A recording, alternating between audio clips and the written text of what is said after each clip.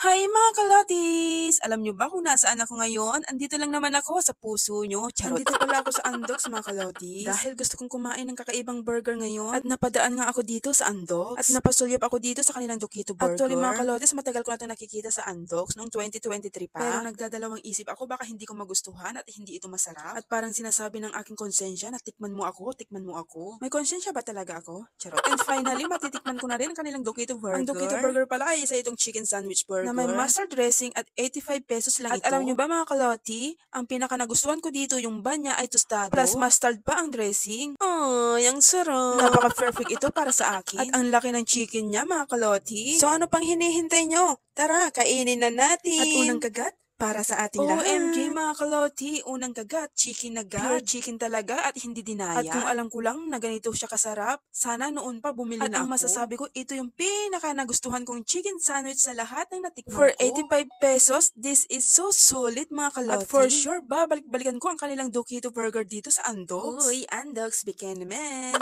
So ano pang hinihintay nyo? I-try nyo na rin to, check na hindi kayo magsisisi. Yun lang. Happy time everyone.